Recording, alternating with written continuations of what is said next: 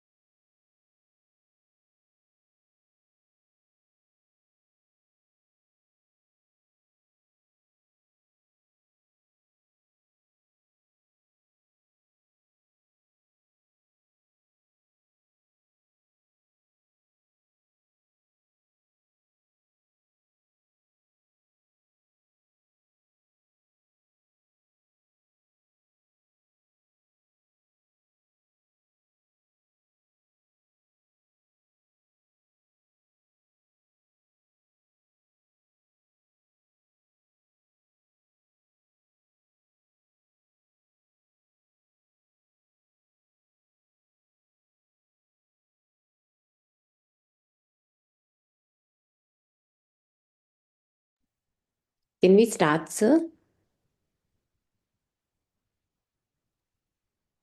Yeah, I think we can start. Good evening, everyone. Um, on behalf of Indian Academy of Neonatology, I welcome Dr. Anup Thakur, sir. Sir is a senior consultant in neonatology in Sir Gangaram Hospital.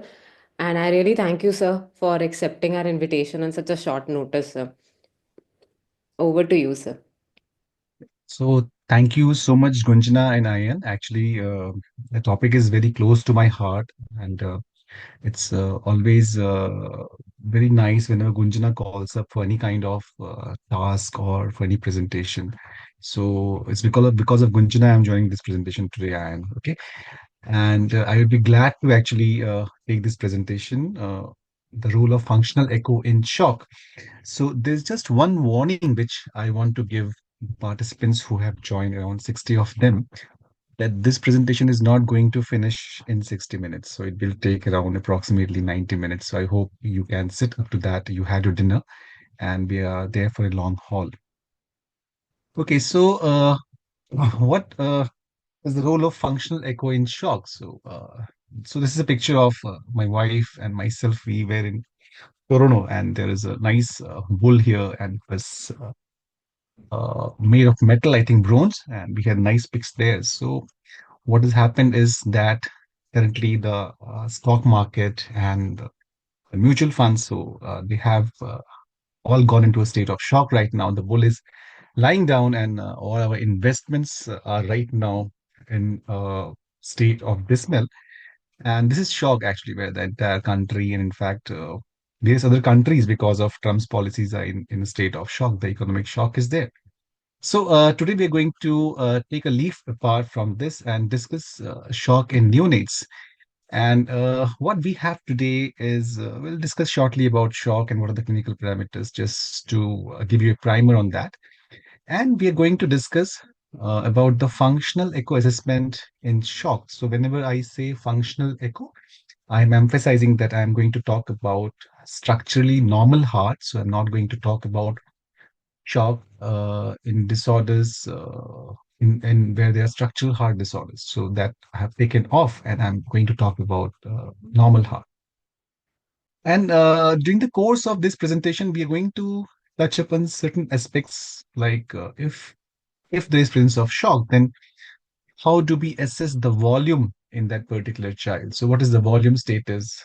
Do we need to give volume or not? How does functional echo let us decide the volume status of the baby?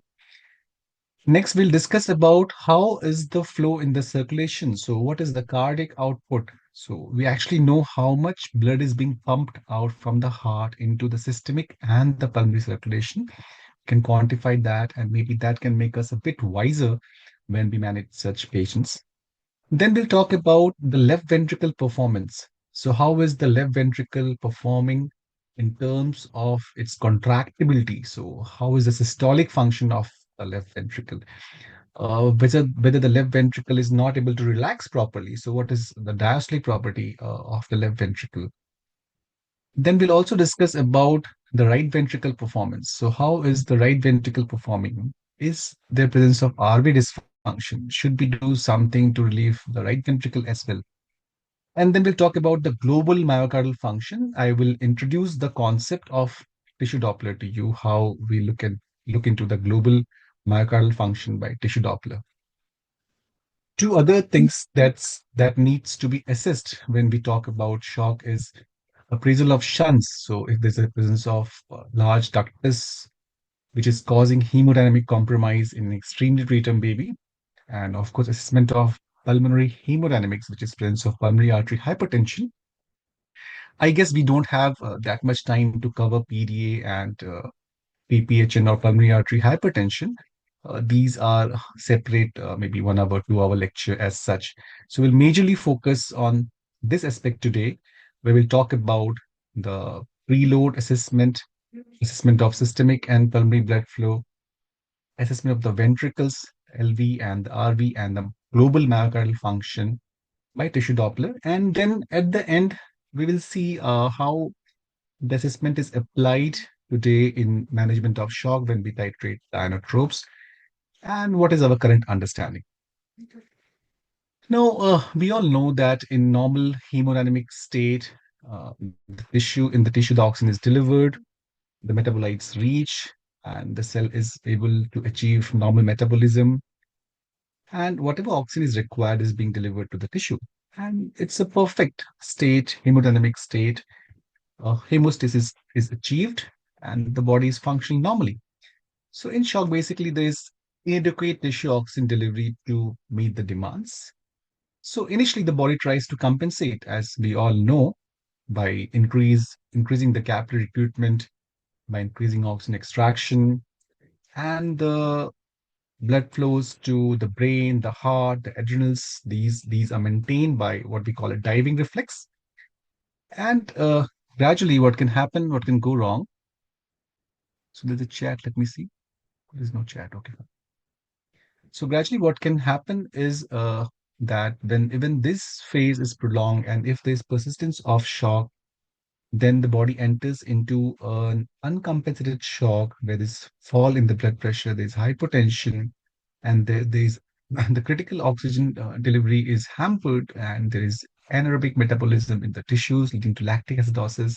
And finally, there is irreversible state, which progresses to multi-organ dysfunction and so on and so forth.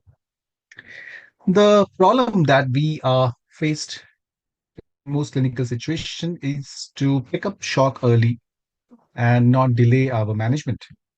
Now, in most situations, how we diagnose and treat shock is based on a clinical scenario, a clinical history.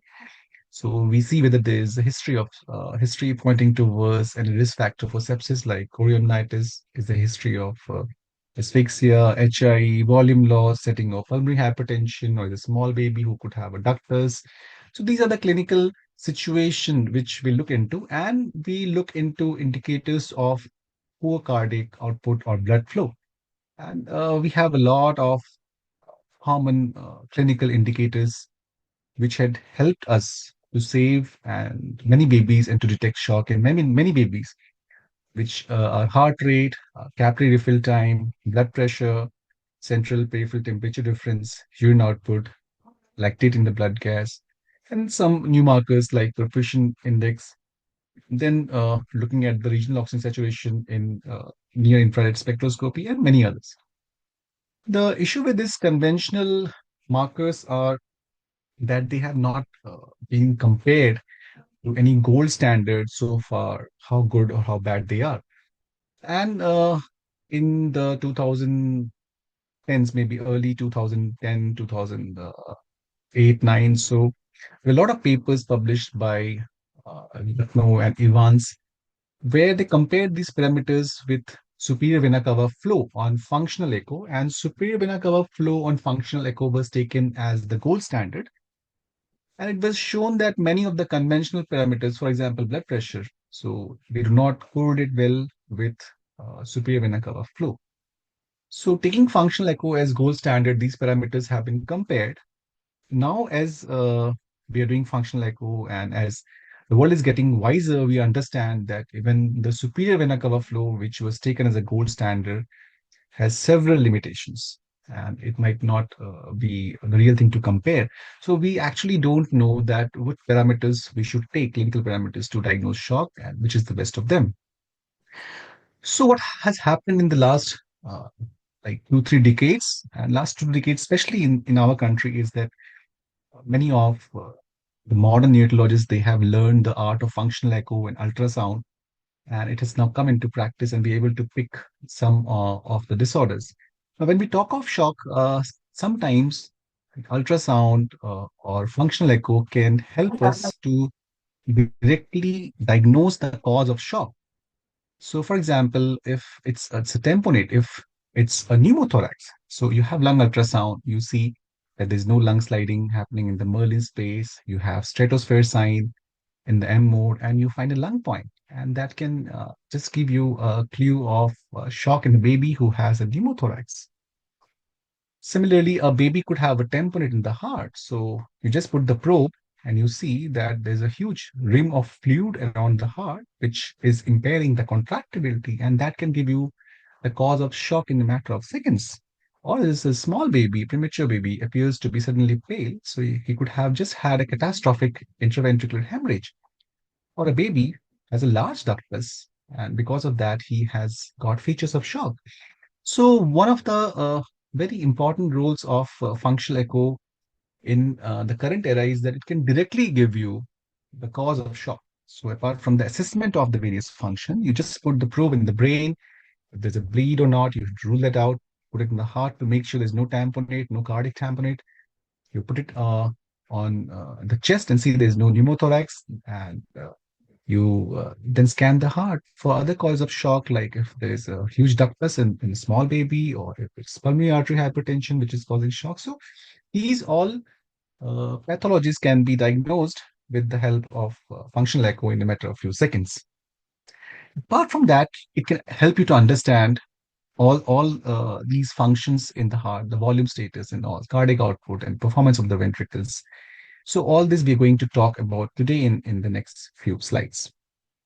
Now, the first decision which you have to make when you see a patient with shock is whether I should give volume to this baby or not. Okay, and sometimes history is always can help you. Like if there's an apparent history of volume loss, you're always wise to give volume.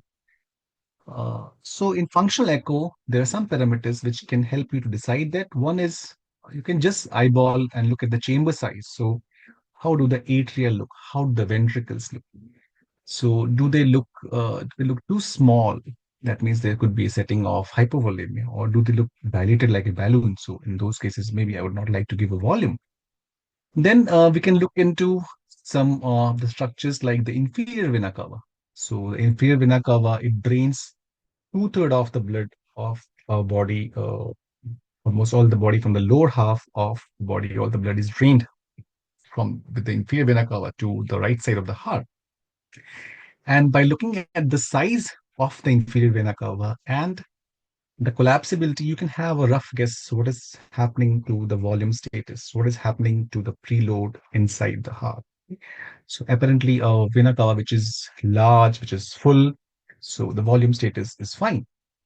But if an IVC seems to be chinked, is too small, and it is collapsing too much, that means probably there is a scope, there could be a setting where you may need to give some volume. Then apart from eyeballing, you can have some objective measurements. Some of them which are commonly used are IVC collapsibility index, distensibility index, IVC aorta ratio. You can also look at the SVC because one third of the blood of the body, the blood from the upper half of the body is drained by the superior vena cava. And you can also look at the SVC collapsibility index. So there are other indices. For example, change in velocity time interval. There's change in the left ventricular and diastolic volume and systolic volume. So all this we will skip, but I will introduce you to these common ones and how to see for these particular parameters in a setting of shock to decide if you need to give some volume to the baby or not. So first one is very simple. You need to just eyeball the chamber. So on eyeballing how the chamber should appear to you, they should appear to you adequate. They should be just full. They should not be chinked. They should not be very small. They should not be too big. Okay, and that assessment of eyeballing will come to you with time when you do more and more functional echo and you see a lot of normal hearts. So if I look at this chamber, so imagine this is the left atria, left ventricle, right atria, and right ventricle. So the chamber sizes look good. Okay. And you see the ventricle are coming close to the septum, but not as close. Okay. So the overall the chamber looks to be good. This is a four chamber view. And then in the another view, which is called the plaques view, parasternal long axis view, you can see the heart. You can see the heart chambers. You can imagine it is being cut like this, where the posterior most chamber is the left atria, and you have left ventricle. Then you have the aorta, you have septum, and you have some part of right ventricle. At the left atrium here. Okay. So here the left atrium appears to be a bit fuller. Okay, appears to be fuller. If compared with the aorta, almost twice of the aorta. So this heart on eye billing appears to be of normal volume, but this one, maybe the volume is a little bit overloaded, I would say. So if the chambers are huge on eye volume, if they're dilated, okay. So look at this particular picture, okay, from an article. So here, look at the left ventricle. Left ventricle is dilated, looks to be ballooned out. And you look at the left atrium here, and the left atrium is quite large. LV is also quite large. So this on eyeballing, if I get this kind of picture, then I would probably not be keen to give volume to that particular child. Probably it's already in a state of volume overload. But if I get this kind of picture where the appears to be very small, and you look at the left ventricle, so this is RA, this is RV, this is LA, this is LV. And look at the left ventricle. What is happening? The left ventricle and in systole, as it's contracting, the free wall is coming close to the septum, almost about to kiss it. So this is what we call a kissing ventricle. So if you get the ventricle wall comes very close to the septum, almost kissing it, or if the chamber appears to be small, then probably there's a scope of giving some volume to the child.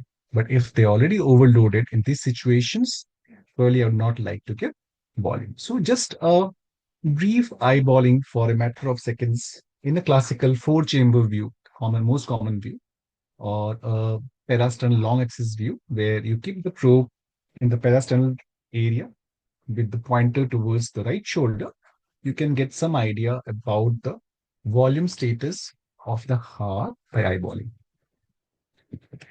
Now, one of the favorite is looking at the inferior vena cava. And I told you that inferior vena cava is going to drain the blood from the lower part of the body into the right atrium. And about two-thirds of the total volume of blood in our body is drained by the inferior vena cava to the heart. So we need to visualize the inferior vena cava and we need to see whether it is collapsing too much or it is not collapsing. So what happens during inspiration, as we breathe in, there is a fall in the intrathoracic pressure. So blood is sucked in from inferior vena cava into the heart. So it will collapse. Okay. And during expiration, it is rather full. So normally also inferior vena cava in spontaneously breathing child is expected to have some collapsibility. But when there is hypovolemia, it collapses too much. Okay, it collapses too much. So what is this too much? If it collapses more than 50%, for example. So that means the collapsibility is too much, and probably there could be a setting of hypovolemia if the inferior vena cava is collapsing too much. So to see the inferior vena cava, you put the probe in the subcostal region, and the pointer should be pointing at 12 o'clock position, and you will see the IVC. Okay, you will see the IVC entering into the right atrium. And this is the hepatic vein, and this is your IVC. This shiny structure here is the diaphragm, and this is the right heart. And this is another video. Okay. So maybe one of you can unmute yourself just for sake of discussion, and you can tell us what is happening in this IVC and what is happening in this IVC. Which one appears to be small, which one appears to be large, which one is collapsible, which one is non-collapsible or less collapsible. So first this one. It's okay. You can unmute yourself for some time. First one, IVC is collapsing. Second one Okay. is Yeah. distended. Sir. Okay. It's distended. So this one looks to be small. It's chained. This is collapsing. This one appears to be full. So whatever you are seeing, the collapsibility is basically because of the transmitted cardiac impulse here. Okay. So this IVC is full. This appears to be large. This appears to be collapsing. And this IVC, if I have a baby who is in shock, and the question is whether we can give volume or not, probably I would say, okay, we can give volume, no problem. But this IVC, I would say, no, volume is not required. IVC appears to be full. So even on eyeballing, you can look at the size of the inferior vena cava, and you can look at the collapsibility of the IVC to have some judgment whether to give volume or not. Now, based on that, there are some indices, some objective markers which have been described, which can help you to give, which can help to decide about your intervention. So one is IVC collapsibility index. So I told you that during spontaneous inspiration, IVC is expected. I think some of you are marking the slides, so please don't mark it. Otherwise, it's a little difficult. Let me see if I can erase that. Don't annotate the slides. I don't have an eraser, I think.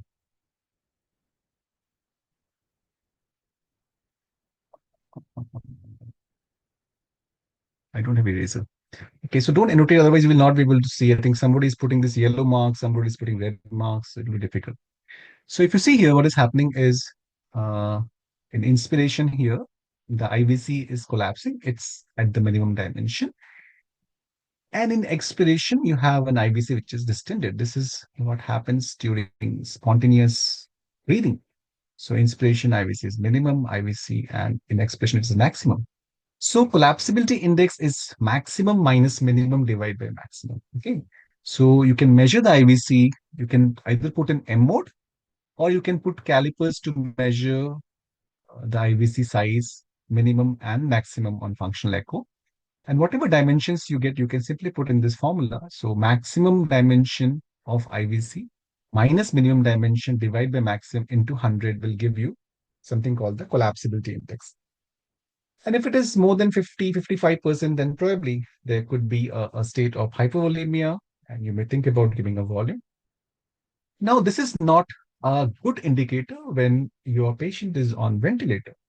And most of us, if we presume our baby is in a state of shock, most of us would probably be electively intubating the baby. In those circumstances, you can use distensibility index as a marker. So what happens with positive pressure ventilation? When positive pressure is delivered, then there is collapse of the IVC. So the relation which you saw in spontaneous breathing is inversed. So the IVC will collapse in inspiration. No, IVC will distend in inspiration, sorry. It will distend in inspiration, and it will collapse in expiration. Okay. So that's why it's called distensibility index. And you say distensibility index in ventilated child. So if the child is spontaneously breathing, IVC will collapse in inspiration as blood is sucked out. But if the child is ventilated, then during positive pressure ventilation, as you give PIP, the IVC is going to become distended and will collapse in expiration. So therefore, in ventilated children, we see distensibility index, which is maximum minus minimum divided by minimum. So if it is more than 18%, this number has come from pediatric studies, not from newborn studies. So if it is more than 18%, then there's likelihood that the child may respond to fluid bolus. Similarly, we have something called delta IVC or IVC variability index. So if this is basically here, the denominator is mean. So max denominator minus mean divided by mean. If this number is more than 28%, then the child may respond to fluid bolus. So these are indices which have been used in pediatric patients, in patients in operation theater, in patients undergoing neurosurgery, in children, and they have used this indices. We do not have many studies in neonates about this indices, but most of the authors are extrapolating this data and using them in newborn as well. So all you have to do is freeze the image of the IVC, take the maximum and the minimum either in a 2D mode or an M mode, and you calculate this indices, and it may help you to understand what is the volume status and whether you need to give volume or not. Someone knows how to get rid of this lines here, this yellow lines and this red lines? I'm trying, sir, but I'm unable to do it. I've been trying. Okay, not from my laptop also. I'm just trying. Maybe Okay, you can unshare and share the screen again, so that will go. okay, let me see. Let me see. Okay, let me see. Stop share. Yeah, yeah. See, bingo. So that's why you should have friends in the new generation. Right? So Kunjana is well versed. Okay, so we were here, and that's what we talked about. Now, same thing. What we are doing is now we are taking up another parameter called the IVC aorta ratio. So instead of just looking at the IVC and looking at some particular diameter, we are comparing it with the aorta. So you keep your pointer in the same way, the probe in the same way. The pointer is towards 12 o'clock position. So when you tilt your probe towards the right side, you will expose the IVC. But if you tilt your probe towards the left side, you will expose the abdominal aorta. You will see the abdominal aorta. So this is the spine, and this is the abdominal aorta. You see, this is the spine here, and this is the abdominal aorta. And in fact, you can see a line also here, this umbilical line. So you can measure the diameter of the abdominal aorta. So here the diameter is 0.66 centimeters. Okay. So you take the ratio of the IVC and the aortic diameter. Okay. And so grossly speaking, if the ratio of IVC aorta should be more than 0.6 in a newborn baby. So if it is less than 0.6 in a neonate, then probably there could be a setting of hypovolemia. Okay. So you see this is how it is tilted to look at the aorta, and you can measure the dimension. Same thing could also be done in a cross-sectional view. So here what you do, your probe is subcostal area, and you have to keep the pointer towards 3 o'clock position. So you will see the two vessels. Okay. So you can see one vessel here. This is the spine. One vessel is here towards the left side. So aorta is expected to be posterior, just in front of the spine on the left side. And IVC will be on the right side. The aortic structure, this will be pulsatile and this will be rounded. So IVC, this will be collapsible. Okay, it will collapse during inspiration. Okay. And it might not be rounded, it might be ellipsoid and so on. So you measure the diameter of the IVC, maximum diameter in expiration, and you measure the maximum diameter of the aorta, which is going to be in systole. So you freeze the image, you measure the maximum diameter of the IVC and that of the aorta. And then you take out the ratio. Okay, so here the diameter is 0.6. I think the ratio is close to 1 here. So they almost look similar. So here there is no hypovolemia. So whatever data we have, if I can give you grossly a number, then an IVC aorta ratio beyond first 24 hours, if it is less than 0.6, then it is probably there could be a state of hypovolemia, and it may help you to decide about the volume status. Now, the next structure which you can see with the similar kind of principle is the superior vena cava. So now from IVC drains the blood from the lower half, and SVC will drain from blood from the upper half. So you keep your probe in the parasternal area, and you have to tilt it slightly as if viewing from beneath the sternum, and you will form a view like this, where you can see the SVC entering into the right atrium. Okay, so you have to put an M mode, and if you put an M mode, there's a mode in the echo called M mode for measurement. You get a trace like this, where you can measure the maximum and minimum diameter of the superior vena cava. Okay, so once you got the maximum and minimum um, diameter, take it over various cycles. And in the same way you calculate the collapsibility index of IBC, you can do it for the SVC. So max minus minimum by max. So if this is more than 36%, or roughly we say one third, more than 33%, then there could be a case where you can give some volume. There could be a state of hypovolemia. So based on the same principle, again, no studies in newborn babies. So most studies from pediatrics baby, and said to be good in ventilated children as well. Okay. So far what we have learned, is how to assess the volume of preload in a baby. And we talked about chamber sizes. If there's kissing ventricle, chink ventricles, there's hypovolemia, large ventricles, hypervolemia. Similarly, IVC size, small IVC, chinked IVC, collapsible IVC, too much collapsible is a state of hypovolemia. Well, good size IVC, non-collapsing IVC could be euvolemia or could be hypervolemia. And we learned about some measurements like the IVC collapsibility index, distensibility index, IVC aorta ratio, and SVC collapsibility index. Few parameters I have left because this would be too much to discuss just one. Okay, so that's how you look at the preload, and then you can take a judgment depending on the clinical scenario, depending on the history, whether you need to give volume to your child who's in a state of shock. Next, we'll move towards assessment of systemic and pulmonary blood flow. So you want to actually know how much blood the left ventricle is pumping out, how much blood the right ventricle is pumping out, what is the status of superior vena cava flow. So what is the status of blood flow in the systemic arteries? So all this you can look by functional echo. So you can calculate something called left ventricle output, right ventricle output, superior vena cava flow, and you can look in the systemic artery flows. So there's a concept. How do we calculate the left ventricle output in on functional echo? So you know that if you presume what is basically LV output, the amount of blood which is going out through the aorta in each stroke is the stroke volume, and when you multiply it by the number of heartbeats in a minute, that will give you the cardiac output, the LV output. Now, uh, if you presume the aorta to be like a cylinder, if it is like a cylinder, then we must have read in class 8, class 9 that the volume of a cylinder is pi r square h, where r is the radius and h is the height of the cylinder. So the same concept is used to calculate the formula of cardiac output. So LV output is what we call as stroke distance. Stroke distance is the distance which is moved by RBC in one stroke, which is same as the height of cylinder.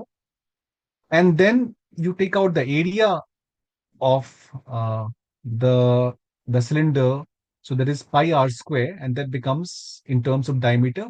Since diameter is basically, if you look at the diameter, if you put d instead of r, so this will be equal to basically d square by 4. Okay, so pi r square becomes d by 2, so d by 2 square, so d square by 4 into VTI. VTI is same as the height of cylinder or the stroke distance. Okay? So you have the height of cylinder and you have the area. So this becomes the volume of cylinder. And since stroke distance is the distance traveled in one stroke, so one cardiac stroke is distance traveled. Therefore, this is basically nothing but the stroke volume. Now, if you multiply it by the heart rate, which is per minute, so this becomes the cardiac output. And if you divide this by weight, if you index it by weight, it becomes the cardiac output or LV output per kg, per kg. Okay. So this is how the formula has been taken. Now, So if you want to know the LV output, you want to have the heart rate, which you can see from the monitor. You want to have the value of pi, we all know. Okay. You want to have a diameter. So you need to know the diameter of the aorta. Okay. And want to know the VTI, or the stroke distance, the height. So the stroke distance, the distance traveled by RBC in each stroke, is the height. Now, this VTI is given by the machine. So what we do, we form a four-chamber view, and you modify it into a five-chamber view by tilting the probe anteriorly, and you get the LV, left ventricle outflow tract, and you put a pulse wave Doppler here. When you put a Doppler here, then you get a trace like this, trace of blood flow like this. This is the trace of the blood flow. This is called VTI. Okay. And if you trace this entire area, it will give you the value of VTI. So you can have a VTI from a five-chamber view, modifying it from a four-chamber. Okay. And then you need to have a diameter. So let's see how it is done. Further, I can clarify. So you put a four-chamber, make a four-chamber view. In the four-chamber view, your pointer is towards 3 o'clock position. You're putting the probe at the apex, and you're trying to visualize all the four chambers of the heart. So you will see the four chambers like this, unless like you are inverting the image again. So we'll see LA, LB, RN, RV, these four chambers. Now you're interested in aorta. So you want to see the aorta coming out of the left ventricle. And to do that, the LV coming out of the left ventricle, since the aorta is anterior, you have to tilt your probe little anteriorly, almost parallel to the body. And then you will see another structure coming out from the LV like this. This is the aorta. Okay, so you'll have the aorta here. And then you have to put Doppler in the aorta to capture the VTI. So that's our first job. We have to find the VTI. So you see, so from four chamber, you can modify it into five chamber by just tilting the probe slightly anteriorly. So you have all the five chambers, LA, LV, RA, RV, and the aorta. And if you put a color here, you will see blue flow across the aorta, because here the blood flow is away from the probe. Okay, away from the probe, therefore you get a blue flow in the color mode. And if you put a Doppler here, you press the Doppler button, the pulse width Doppler button, then you will capture the blood flowing across the aorta in each stroke. And if you trace any of these, the machine will give you something called VTI. So you can take 3 to 5 traces and calculate the average. So you have a VTI from these particular measurements. Okay, so this is called velocity time integral. Now, what you need, another parameter to calculate the left ventricle output, is the diameter of that. Okay, because the value of pi, you already know, heart rate you will see from the machine. So to take the diameter, you have to view the aorta in some other view. This is not a good view to take the diameter of the aorta. So to take the diameter, we make a flax view, or the parasternal long axis view. So parasternal, because we are placing the probe at the parasternal area, the junction of upper two-third and lower one-third. Long axis, because it is along the axis of the heart. Your probe is along the axis of the heart. So this is called parasternal long axis view. And if you keep your probe like this on the chest wall, with the pointer pointing towards the right shoulder, then what you're going to see, you're going to visualize these structures. So the posterior most structure, you're going to see the chamber is in the left atrium. Then you will see left ventricle. You will see the aorta and the LVOT. You will see a part of the septum, and you will see the right ventricle. So same thing here. You see this is the left atrium. Left atrium is the posterior most chamber. Here are the mitral valve. This is a portion of left ventricle. This is the LVOT, left ventricle outflow tract. And these are the aortic valve. This is a part of the septum, and this is the right ventricle. Okay. So in this view now, you can measure the diameter of the aorta. Okay. So you measure at the hinge portion. From inner to inner, you can measure. Okay. Or you can do it by an M mode. You cut an M mode here, and it will give you the measurement. So ultimately, you have a diameter from this view. you have a VTI from the five-chamber view. Okay. So you put this into a formula, heart rate into VTI into pi. Pi is 1.314. D square diameter which you have taken, divide by 4, and divide by the weight in kg of the child, and you will get the left ventricle output. So normal left ventricle output is somewhere between 150 to 300, 330 ml per kg per minute. So if it is less than this, probably the cardiac output is less. So you need to look why the cardiac output is less. If it is much more than this, and if your patient is still in a state of shock, then probably your child is in a state of high cardiac output failure. So either ways, there could be a state of shock. So this is how you calculate the left ventricle output. I'll just pause here. Do you have any doubt in calculation of left ventricle output before we move forward? We have couple of questions, sir.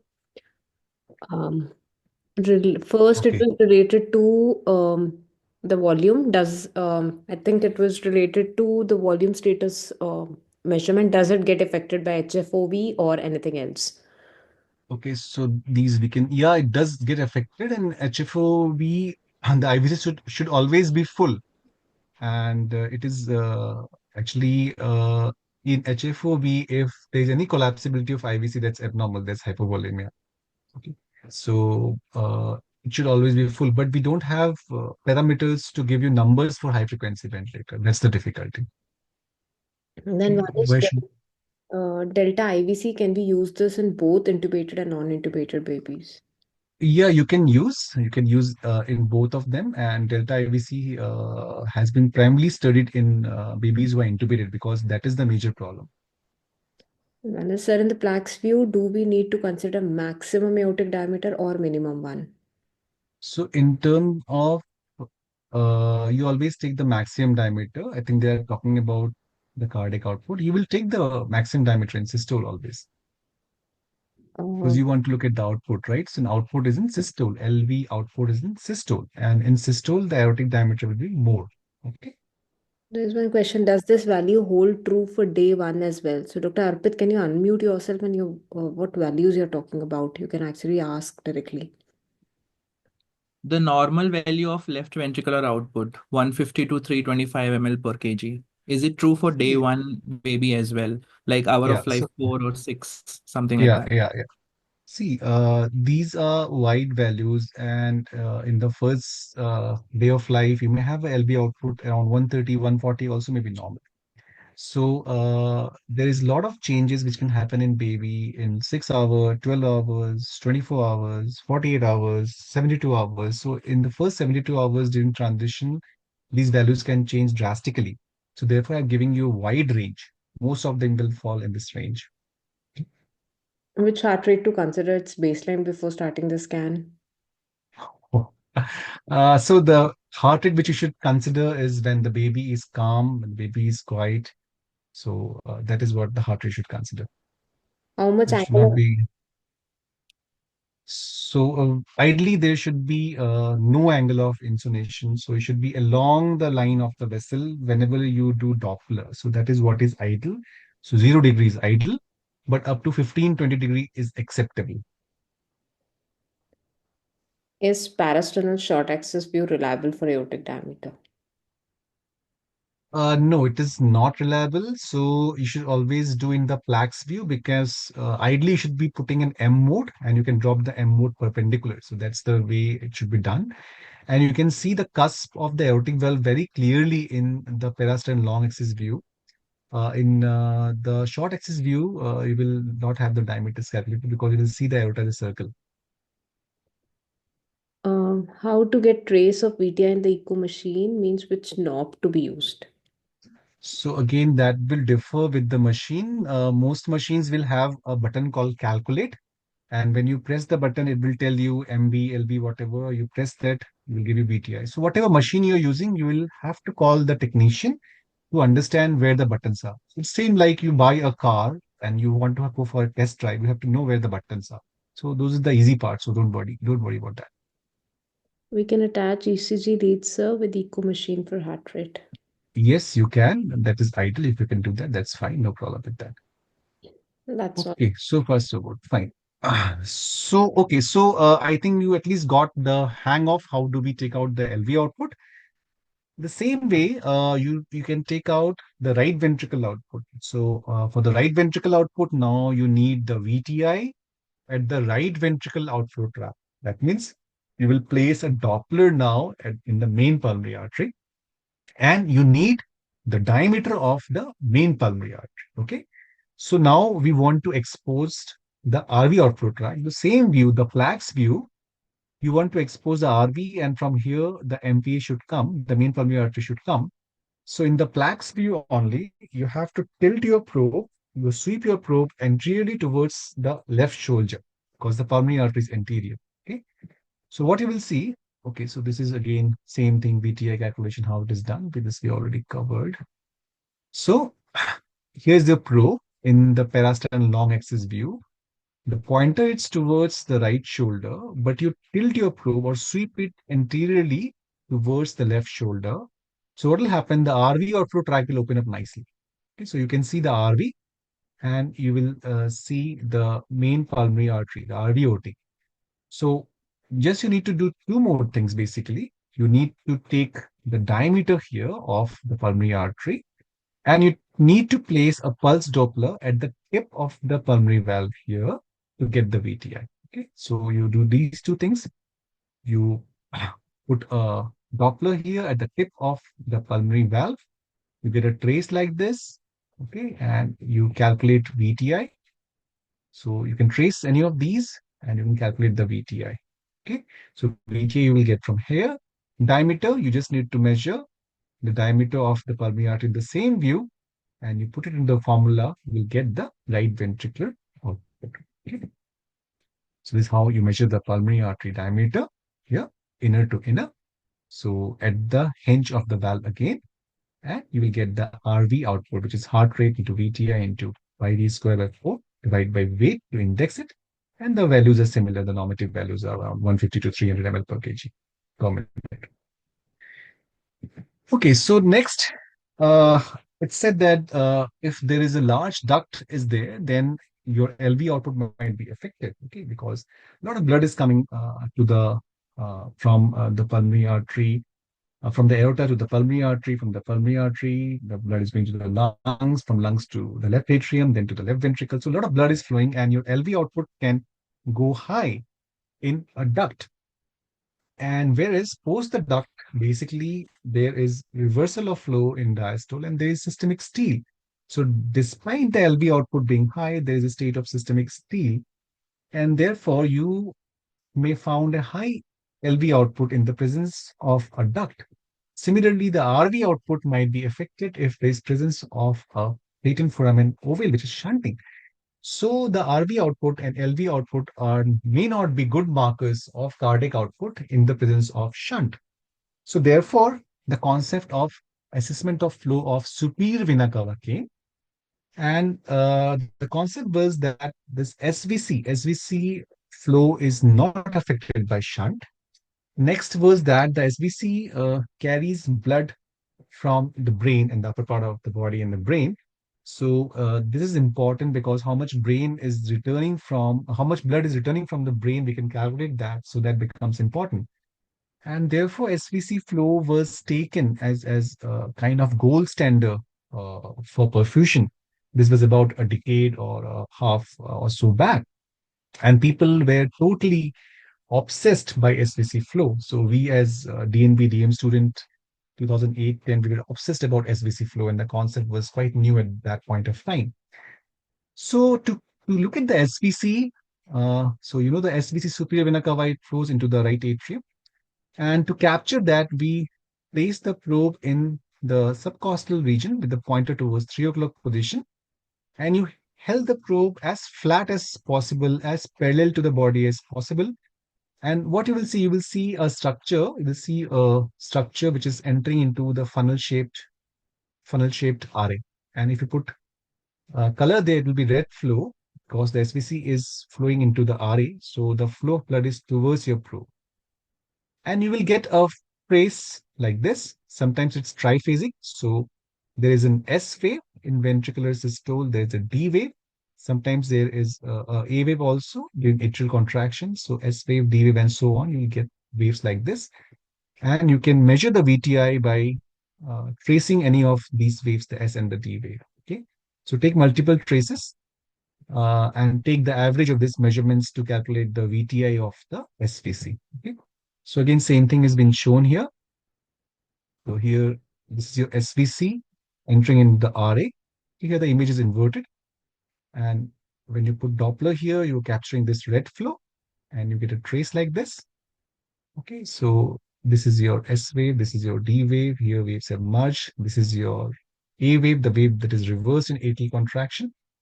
You can ignore the A wave and you can take the trace. So take multiple traces and then take an average, because again, the blood flow in the SVC can be variable.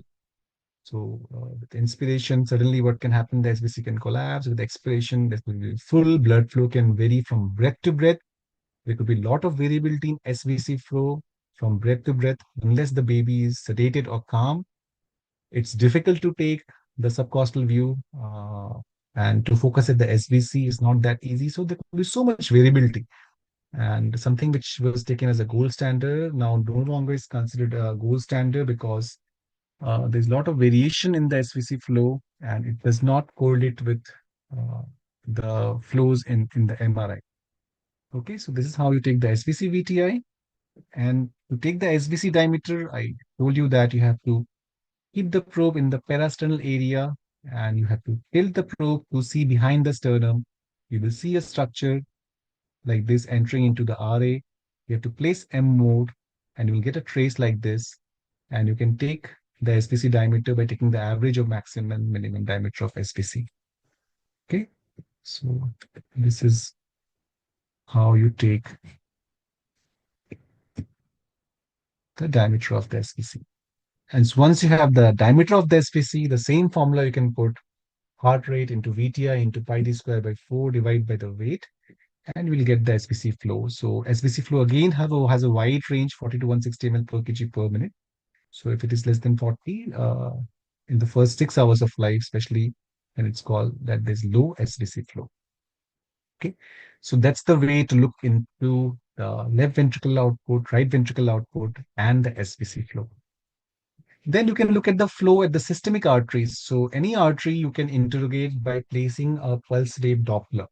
So in the brain, you can interrogate the middle cerebral artery. You can interrogate the abdominal aorta here. You can interrogate the celiac artery. You can interrogate the superior mesenteric artery. You can interrogate the renal arteries. Any artery, you can just put a pulse wave Doppler and you're expected to get both a systolic flow and a diastolic flow. Okay, systolic flow and a diastolic flow. Here also you see systolic flow and a diastolic flow. This is normal. You should have a systolic and diastolic flow. But if you are not getting a diastolic flow, for example, here there is only systolic flow, nothing in diastole, nothing in diastole. Okay. Here only systolic flow, nothing in diastole. This is not normal. This is absence of flow in diastole.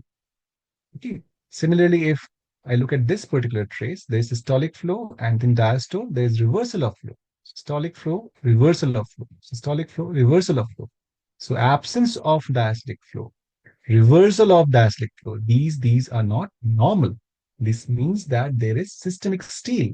Okay, there's something is causing systemic steal, which could be a large PDA, which could be a duct-dependent circulation, or it could be severe hypoperfusion state. Even in severe PPH and with shock, sometimes you can get reversal.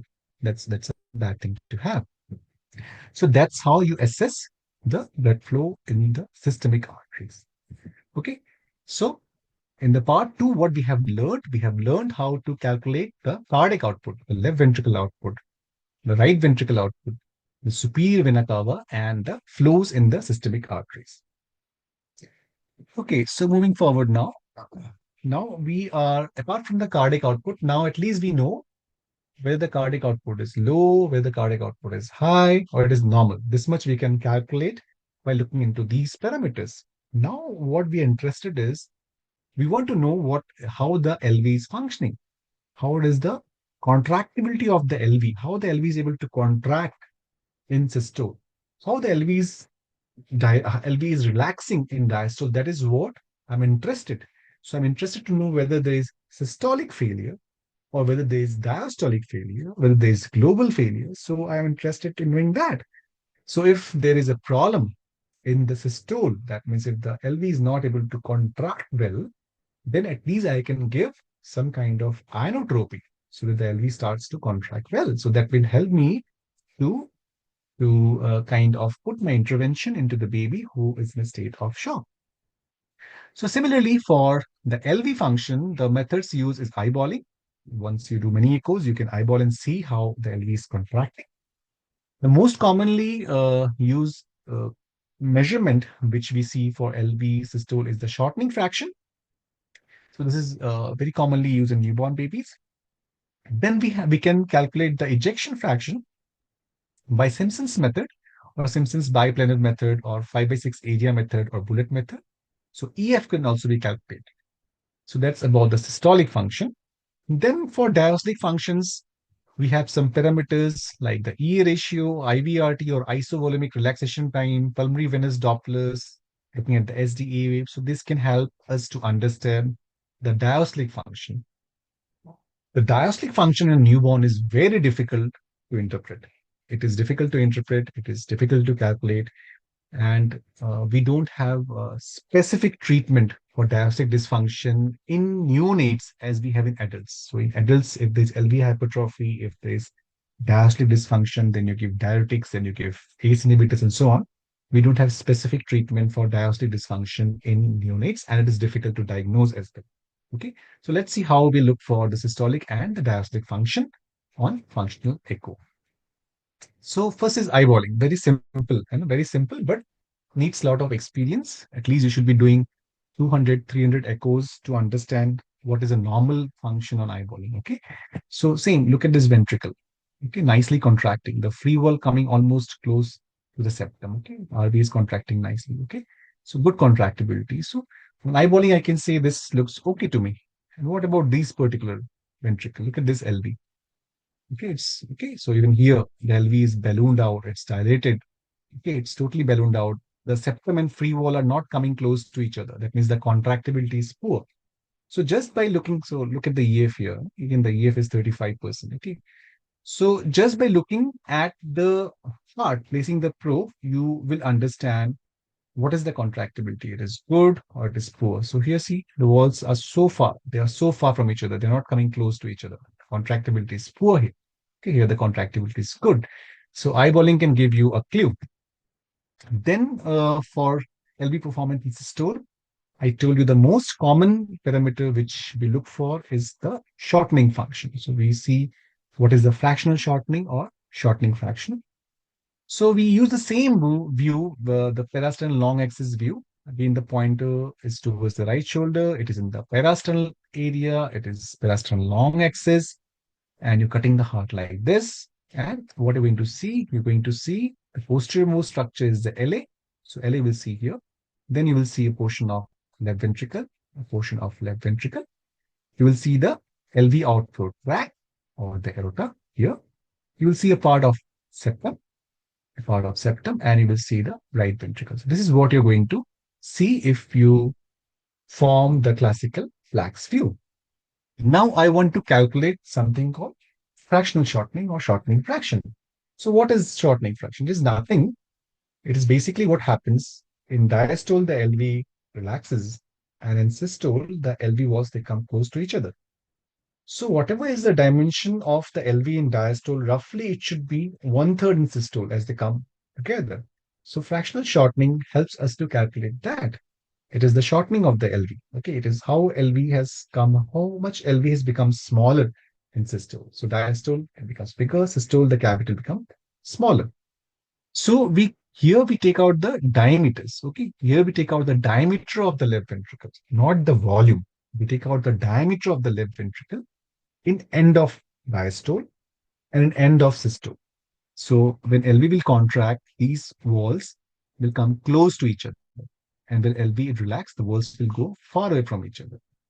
So we drop an M mode. Okay, so M mode is dropped here. So when we drop the M mode, we get a trace like this.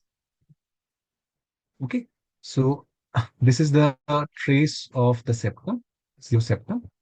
Above is the RV wall. So this is RV wall. septum. This is your LV, posterior wall of LV is here. Okay. So what happens in diastole? The LV dimensions are LV is relaxing, so dimension will increase. The diameter will increase. In systole is LV is contracting, the LV diameter will decrease. So this is systole, this is diastole. This is systole, this is diastole. This is systole, this is diastole.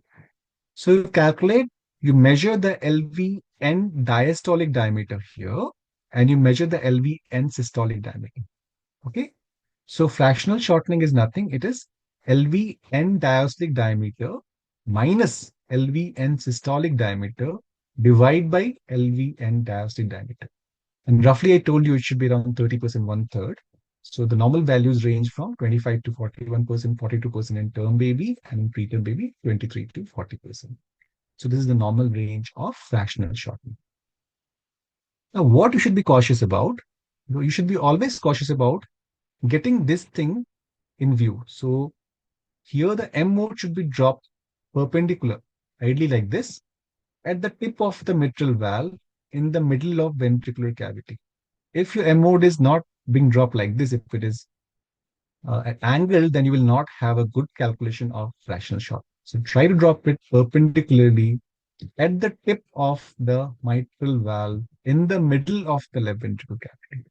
Okay, so you get this trace. This is your LV in end diastole. This is your LV in end systole. Put this in the formula. Roughly, I told you one third is fine, but you can have the nitty-gritties of the data. So this is what is fractional shortening or shortening fraction, which tells you about the contractibility of the left ventricle.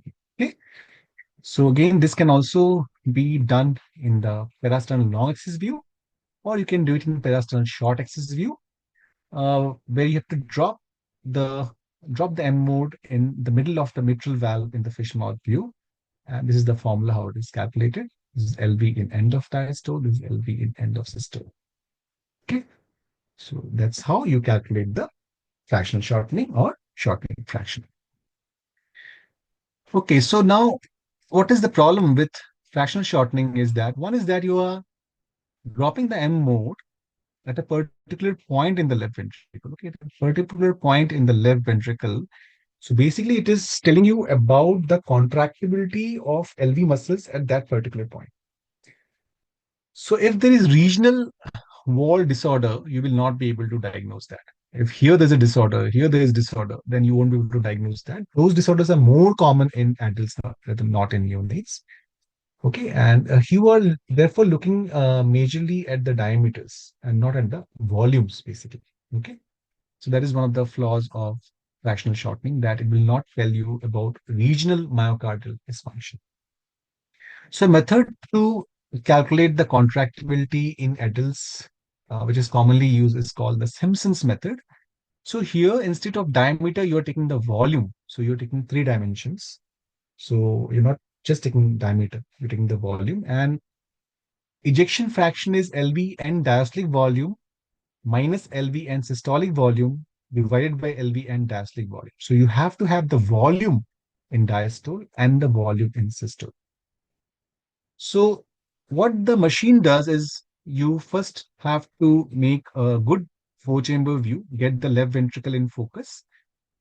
In diastole, the left ventricle will be at the maximum dimension at the end of diastole, and at end of systole, it will be at the minimal dimension. Okay. So here you just need to trace the left ventricle at the blood endocardial border. You keep tracing it, and the machine will draw a line from here to here across the mitral valve. So the end of diastole is a phase when the LV is at the maximum dimension and the mitral valve is closed. Okay. Similarly, the end of systole will be when the LV is at the minimum dimension and the mitral valve is closed. So you can measure these 2 dimensions, and the machine gives you the volume. Okay. And this is done by the software. The machine assumes that the shape of the ventricle, it is hemispheroidal and hemicylindrical, and taking that assumption that it is hemispheroidal, hemicylindrical, it calculates the 3rd dimension by itself. Okay, and it gives you the end diastolic volume and the end systolic volume. You can put it in the formula and calculate it by itself. Most machines, when you trace this, they will give you the EF by themselves. And the normal range is between 55 to 70%. Okay. So that's what is Simpson's method, Simpson biplanar method. That's what's it called. Next, now since same thing can be done also by another method called the bullet method or the 5 by 6 area method. This is also recommended by American Academy of Pediatrics, which tells you that for the volume, you take the area at the parasternal short axis view, so that will be more accurate, taking the area here, and you take the length in the apical four-chamber view from the mitral valve till to the apex of the left ventricle. And the LV volume is area into length into 5 by 6. So you do the same exercise in systole and you do it in diastole, and then you calculate the ejection fraction. Okay, so either of these methods could be used to calculate the ejection fraction and know about the contractibility of the left ventricle. Now, if you compare this with shortening fraction, it is not giving you about just a contractibility of one particular place in the left ventricle. Rather, it is looking at the contractibility in all these areas, in all these segments. It's divided into multiple segments, and it is looking into the contractibility of each of these segments. It is summating it, and it is giving you the average of the contractibility of the entire left ventricle. So that's why many people in adults, especially, they prefer to do it by Simpson's method. But there are a lot of problem that it's difficult to trace. Sometimes the blood endocardial border exactly it's difficult to trace, and there could be a lot of variations the way we trace the left ventricle, and that can lead to a lot of errors. So that's about the Simpson's method and the bullet method, which is the 5 by 6 area method, that we can calculate the left ventricular ejection fraction or fraction shortening and have an understanding about how is the contractibility of the left ventricle. Then comes the assessment of diastole. And assessment of diastole is more difficult in newborn babies, but at least I will give you some idea how it is done. So one is that we look at something called the A ratio. So what happens when uh, the blood flows from the LA to the LV, from the left atrium to the LV across the mitral valve. So what happens in the initial phase when the mitral valves open up, the blood flows passively from LA to LV. That's called an early phase. And most blood is expected to flow in the early phase of diastole. And then towards the end, whatever blood is left, the atria contracts to push the blood. So therefore, we have a A wave and the A wave. So normally, as I told you, as most blood will flow in the early phase, so E wave is more than the A wave. In term babies, in adults, in children, in health, the E wave is larger than the A wave. So the velocity of E wave will also be larger than the A wave. And if we take something called E ratio, the velocity of E wave versus A wave, E ratio normally should be 1 in a term baby or in adults or in children, or close to 1. In preterm babies, they have an inherent diastolic dysfunction. Their LV is not able to relax properly. So what happens if the LV is not able to relax normally? The blood is majorly pushed by the atrias when they contract. So what happens? The E wave is smaller than the A wave in preterm baby because of diastolic dysfunction. So they have a E ratio which could be close to 0.8, 0.7.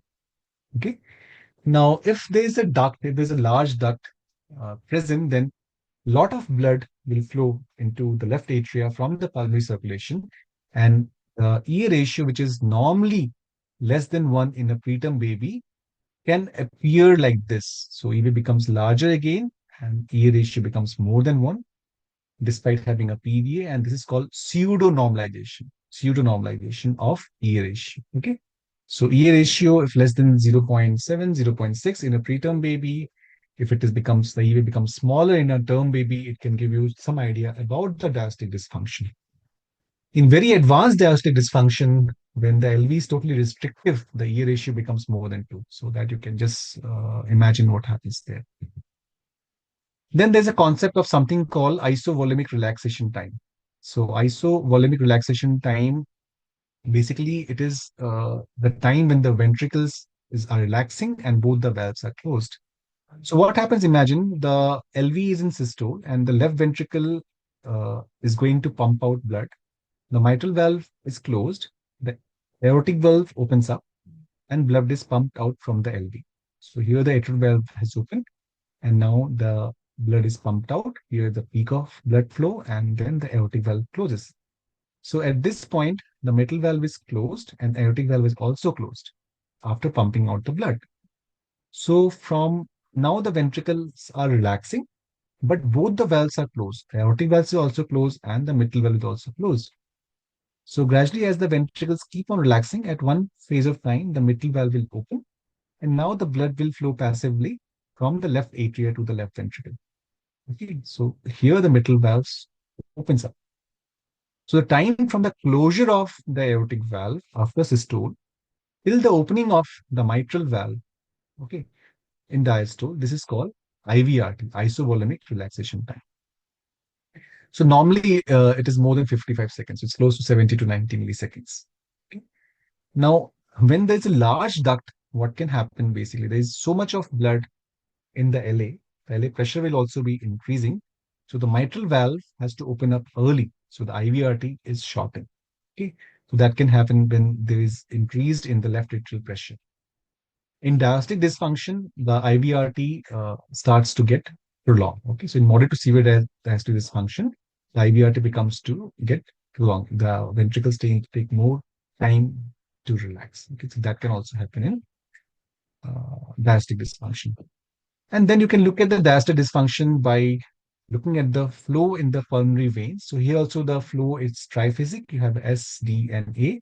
So blood flows from the pulmonary veins into the atria and systole, S wave in diastole, and then in atrial contraction, blood is not able to flow from the pulmonary veins into the atria, either it's reversed.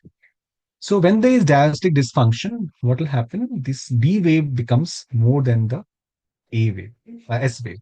So if the D waves is larger than the S wave, the SD ratio becomes less than 1, then there could be diastolic dysfunction of the left ventricle or the reversal of A wave. The time of reversal of A wave, this is increased because of increase in the LA pressure.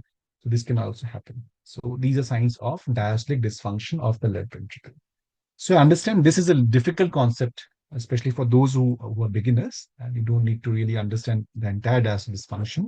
Maybe you have to read further to understand all the diastolic dysfunction. Okay, so what we finished was systolic function of the left ventricle by eyeballing, by fractional shortening, by ejection fraction or Simpson's method. And I just took you through some of the parameters of diastolic function, the mitral E ratio, isovolemic relaxation time, and pulmonary venous Dopplers, the S wave, D wave, and the A waves. Okay, so before going to the right ventricle, I'd like to take a pause if any questions. Just have one question, sir. Why has significance of SVC flow decreased in the recent years?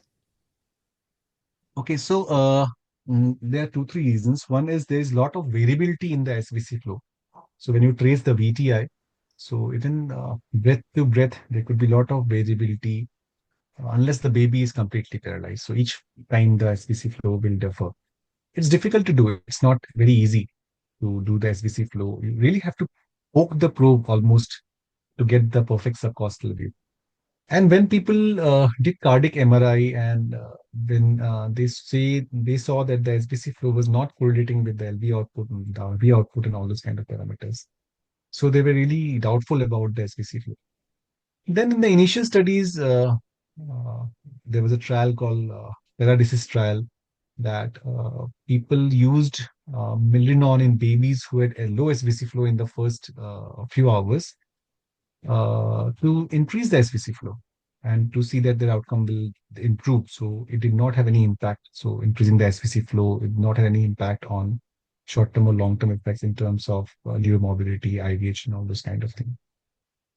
Then there was a concept that low SVC flow in the first 24 hours of life that will correlate to the occurrence of IVH later on. So initial studies showed that this low SVC flow in the first 24 hours, then in day 3, day 5, this increased incidence of IVH. So people wanted to treat low SVC flow on the basis of functional echo without any clinical signs of shock in baby. So that was the concept in 2005-6.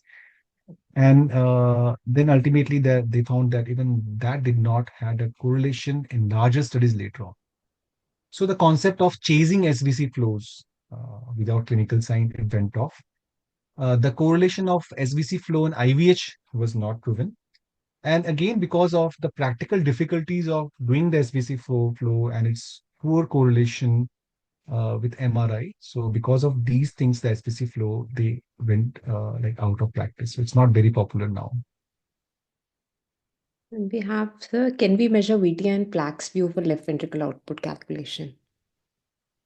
Plaques view, see, in the plaques view is also not a good view to measure the VTI, because how will you expose the blood coming out from the aorta? So if you want to measure the VTI in the plaques view, you will have to modify the plaques view to get the descending aorta, because when your pulse wave Doppler, suppose this is your plaques view,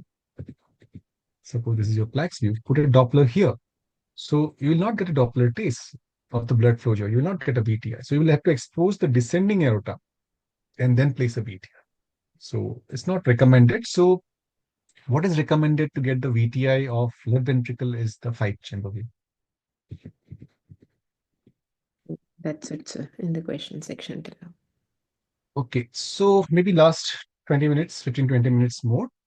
So last is about the assessment of right ventricle function. And for assessment of right ventricular function, there are two measurements which are used in the conventional functional echo. So one is called the TAPSE, which is the tricuspid valve plane annular excursions. Okay, so basically you look at the excursion of the tricuspid valve in systole. Okay, and then you look at RV fractional area change. So first, the concept of TAPSE. So TAPSE is basically nothing. You're looking at how much this area of the tricuspid valve is moving in systole. So what is expected in systole? So when the RV will contract, when the right ventricle will contract, what will happen? There will be shortening of the right ventricular cavity. Okay, there will be longitudinal shortening of the right ventricular cavity, and this area where the valve is attached, this will move towards the apex of the RV. Okay, it will move towards the apex of the RV in systole and come back in diastole. So if the RV is functioning nicely, if the RV is functioning well, if the RV is contracting well, more distance will be covered by this area. It will move more. But if the RV is not contracting well, it will move less. Or if there is RV overload, then also this area will move less. Okay. So the movement of the tricuspid valve annular plane in systole, what is the distance covered by this particular area? This could be measured, and this is called TAPSE. Okay. So we do it in M mode. We just put an M mode at the attachment of the tricuspid valve on the free wall here. And when we put an M mode, we get a trace. Okay, we get a trace like this. Okay. So if this is the tricuspid valve attachment here, and this is the apex of the right ventricle, so it moves from here to here in systole. So what has happened? From here it is in diastole. It is moved here in systole. So the movement from diastole to systole is here, then diastole is here, systole is here, and diastole is here. So this distance from diastole to systole, this is called TAPSE. Okay. And the normal TAPSE in a late preterm and term baby is around 9 millimeters to 1.1 millimeter or 1.1 centimeter or 1.2 centimeter. That's a normal TAPSE. Now, when the RV function is compromised and the right ventricle is not contracting well, the distance will be less. It will not move much. So the TAPSE will be decreased. Or there is an obstruction, there is an overload beyond the right ventricle. For example, there's severe PPH, then RV won't be able to contract much. Even then also the TAPSE can decrease. Okay. So TAPSE is taken as a marker to predict prognosis in severe pulmonary artery hypertension. Then there's a concept of, so this is again TAPSE measurement, same thing which I told you, just put an M mode. So here this is the RV, this is the RV apex. So this is the movement of the tricuspid valve in systole, in diastole, systole, diastole, systole, diastole. You measure this distance, okay? And that gives you the TAPSE. Okay, then there's a concept of fractional area change. So what is the concept? You cannot calculate the ejection fraction in right ventricle like you do in left ventricle because the RV shape is not like LV. RV is an eccentrically shaped cavity. It's not like LV, which is hemispheroidal and hemisylindrical and kind of stuff like that. So instead of just taking the longitudinal shortening in one direction of the RV, you're looking at the global function. So shortening of RV in all the directions is to. Okay. So similar to the concept of EV, the same way here you don't take out the volume, but the software takes out the area. So it takes out the area of the right ventricle in diastole. Okay. And it takes out the area in systole. Okay. So the fractional area change is basically the end diastolic area, whatever has been traced, minus the end systolic area divided by the end diastolic area. So roughly again, this should be 1/3. Okay. So roughly 30%. So normal value is around 25 to 45%. So if the area change is less, that means the RV is not shortening properly. The area change is much less from diastole to systole. That means the RV function is compromised. Okay, so it can tell you about the RV function. So TAPC and RV FAC are two measurements which will help you to know the RV systolic functions, and you can have an understanding about that. Okay, so again, this is same thing. The RV is being traced in diastole. The RV is being traced in systole. You have the areas of RV in diastole, in RV in systole, and you can calculate the fractional area change. Okay, so that's about RV performance. Now, the last concept. The last concept is something about myocardial performance index in tissue Doppler. So now I am interested in the global functions of the right ventricle or the left ventricle. And just by one parameter, I want to know how the ventricles are functioning. And for that, you can use something called tissue Doppler. So tissue Doppler is also nothing. It's just a mode in echocardiogram where instead of the blood flow velocities, I am capturing the movement of tissues, how the tissues are moving in systole and diastole. So instead of like knowing the output, I want to know exactly how the myocardial muscles are moving in systole and diastole. And for that, I can do tissue Doppler. So it's a mode in the machine. You just switch on the mode. It's called a TDI mode, and you have to keep the gain low and you have to capture the Dopplers of the tissues. So here, what you will do, you can keep the Dopplers. If you want to know the function of the right ventricle, then you place the tissue Doppler at the level of this tricuspid valve. If you want to know the function of the left ventricle, you place the tissue Doppler at the mitral valve annulus. Okay, and from the motion of this myocardial tissues, you can know how the RV and LV is functioning. So you have to first understand what is MPI, what is myocardial performance index. Okay. For that, I'll try to make you understand. Now, imagine what is happening. Uh, let's say RV or LV, whatever ventricles you are. Let's say you are in the LV. Okay. So I told you that say the ventricles, the valves are open, the AV valves are open in diastole, and blood is flowing from the atria to the ventricle. Okay. And blood is flowing towards the ventricle in diastole in this phase. And now the mitral valve and the tricuspid valve, they are closed. So here the mitral valve is closed, tricuspid valve is closed. And what happens? The LV is about to pump out blood, whatever it has received. But before that, there is a phase that the mitral and tricuspid valves are closed and the LV and RV, they are contracting. Okay, they are contracting. But the aortic valve and the pulmonary valve are not yet open. So this phase, when the mitral valve is closed and the LV and RV has not yet pumped out blood, that is the aortic valve and the pulmonary valves are also closed, is isovolumic contraction time. Okay, and then the aortic valve or the pulmonary valve will open up, blood is pumped out from this phase to this phase, and the pulmonary valve and the aortic valve closes. So this is ejection time, the time when the blood has actually come out of the ventricles. And then once the pulmonary valve is closed and the aortic valve corresponding is closed, so in this situation, the AV valves are also closed and the ventricle starts to relax. And at this phase, again, now the AV valves will open up. So this is isovolumic relaxation time. So these are the various phases of cardiac cycle. So what is MPI? So MPI is basically non-ejection time by ejection time. So if you see in this phase, IVCT and IVRT, the ventricles are not pumping out any blood. So this is non-ejection time. And during ejection time, ET, the ventricles are pumping out blood. So this is ejection time. So IVRT plus IVCT divided by ET is called MPI. So you can take that for both the right ventricle and the left ventricle.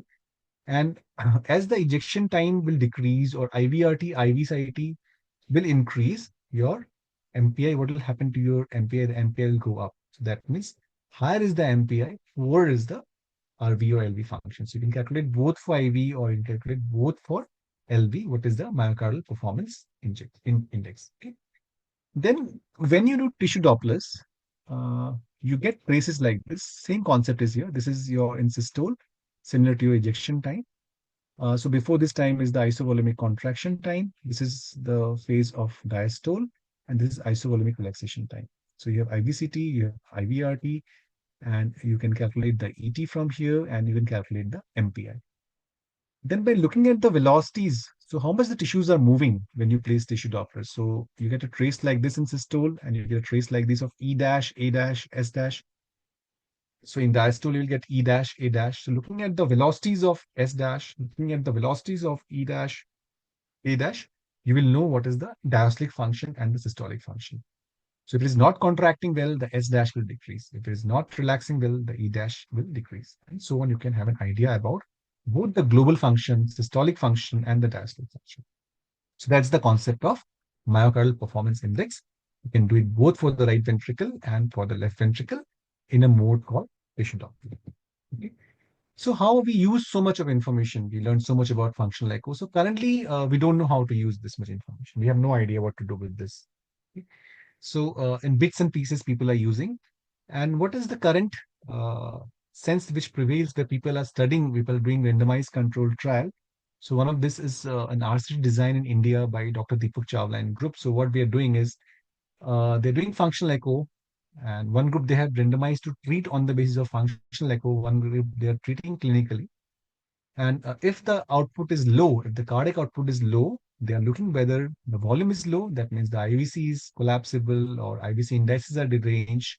So if the evidence of hypovolemia. So if there's evidence of hypovolemia, then you give volume. If the volume is okay, but you feel the LV contractibility is impaired, like the shortening fraction is low or the ejection fraction is less, then you give inotropy to increase the LV contractibility. So this is one way where you can use it by looking at the volume status, by looking at the contractibility. And if there is a higher normal cardiac output, then if there's a PDA, HSPDA, and if it falls in your treatment guidelines, you may need to treat it. But if there's a high output failure, there's no PDA, then the baby will probably require some pressors. So in that case, you can use dopamine as the first line drug. So people have formed some algorithm based on functional echo. We currently do not know how much this helps us to improve the patient outcome. So that is still under study. And we talked about various parameters. I told you about SVC flow, why it is not popular. It has poor correlation with MRI and the conflicting results of low SVC flow in predicting IVH and neurodevelopmental outcome.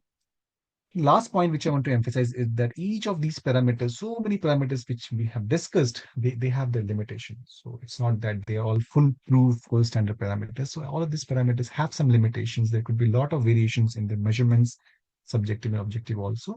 And therefore you should be cautious when you apply functional echocardiography in your settings to treat shock. And this is a study which we published in European Journal of Pediatrics, where we did functional echo in patients who had shock, and we did not find much of difference in the controls. So we do not really know how to use these parameters. Perhaps when the outputs and everything falls, it's a very late stage, and we are still picking them early clinically. I don't know. That could be one of the reasons. And people who have been using functional echo in Europe to to guide the treatment for shock. So currently, we don't have evidence to say that it has improved survival or survival without morbidity at discharge. But what has happened with the use of functional echo, people are using more of antihypotensive treatments and inotropes.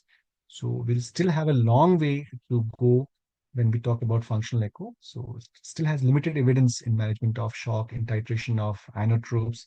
It is definitely fashionable for the young generation. It's logical, it's attractive, but there's a lot of gap in interpretation, training, research, and use of inotropes currently as far as functional echo is concerned. So that's what we have learned today. I understand it's been a long class, almost 90 minutes. As I told you, it will be 90 minutes if I go very slow. Shunts and pulmonary hemodynamic I have not taken because it's not possible to cover all this. But at least you have now some idea about how to do functional echo assessment to understand the volume status, the preload, looking at diaboling of the chambers, looking at the chamber sizes, looking at the IVC size, looking at the IVC collapsibility, IVC distensibility, looking at the SVC collapsibility. So that can give you some idea about the volume status. You can understand how we calculate cardiac output, LV output, RV output, SVC flow. We can calculate and see if these outputs are compromised. You can take a Doppler the systemic vessels and see if there is any systemic steal. Then we learned about fractional shortening and we learned about Simpson's method to look at the LV contractibility or LV systolic function. We talked about some parameters in diastole, but those concepts are very difficult to be covered in such a short session. We talked about E ratio, IVRT, and pulmonary venous flow. We talked about PAPC and fractional area change about RV function. And I just introduced the concept of tissue Doppler to you through just one slide. So that's what we talked about today. And I don't know how wiser we are by understanding so many parameters, but not knowing where to use them. So the key messages are that it's of course functional echo can sometimes help you diagnose the cause of shock, and that is really very important for me. If I can pick up a pneumothorax, if I can pick up an IVH, if I can pick up a vein of Killen malformation, if I can diagnose pulmonary artery hypertension, if I can diagnose a large PDA in a baby, so that could give us or a pericardial tamponade in a baby, so it can give us the cause of shock. That's really important one aspect, and it can help us to understand the volume status, and the preload status, the cardiac functions, and output. Looks logical to drive the intervention with the volume or inotropes depending on functional echo, but decisions still are based largely on clinical assessment, and there's still lack of evidence about eco-guided management. It's very nascent and needs further evaluation in large randomized controlled trial. So do not lose your focus, whatever you're doing clinically and measuring the parameters and treating it with your judgment. That is okay. You may add on functional echo if you know, but you don't really need to get totally going overboard. So that's my message to you. Thank you so much for staying late. Thank you so much, sir. Thank you so much, sir, for your time. We have some more questions in the chat box. We do a TAPSE in the four-chamber apical view? Yes. Yeah, so you will do TAPSE in the four-chamber apical view only. So you're doing the four-chamber view, and you're just putting the M mode line. You press the M mode button and put the M mode line. You make sure it cuts the tricuspid valve where it is attached to the free wall. And then the movement of the tricuspid valve is captured by the M mode. You see a sigmoid kind of movement. And you just measure the distance, how much it has moved in systole and diastole. So that's what is TAPSE.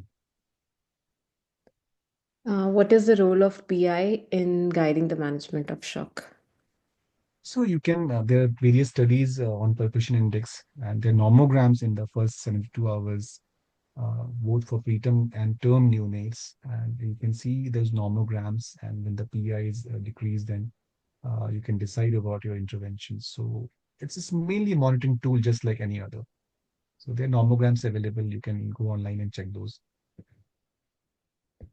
Measuring the VTI in the auto-calculative mode versus manually tracing. Is auto-calculative mode prone to error and overestimations for VTI?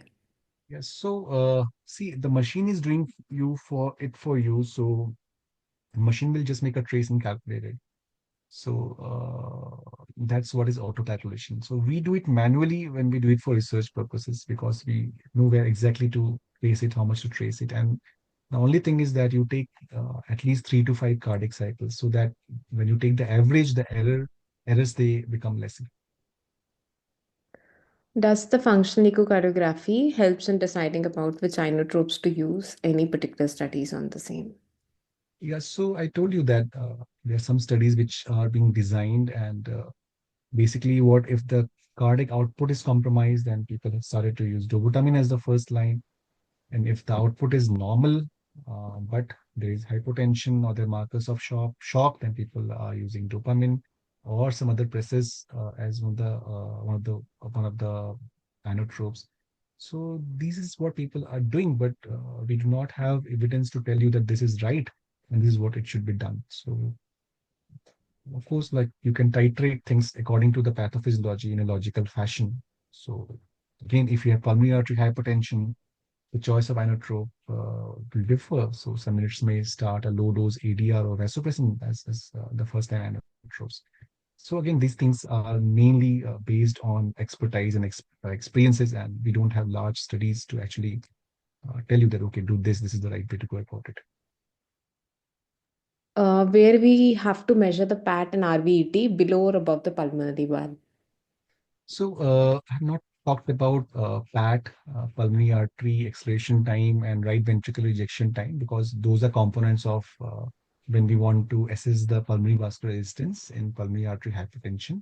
So there you will keep it at the tip of the pulmonary valve. So all Doppler of pulmonary valve will be at the tip. So the same way you do the VTI, you get the same trace when you want to measure PAT or RBT, because both of these are measured in the trace of the blood flowing from the pulmonary artery. Okay, the trace will be same. So that's all the questions that we have, sir. Thank you really so much, Okay. sir, for the time. You have spared a huge time for us. And of course, we have covered maximum and most of the points. Thank you so much, sir. We really Okay, appreciate Gunjana. that you agreed Okay. for the session. Okay. Thank you, Gunjana. Thank you. And thank you, everyone. Good night. Stay blessed. Take care. Thank you so much, sir. Good night, sir. Night.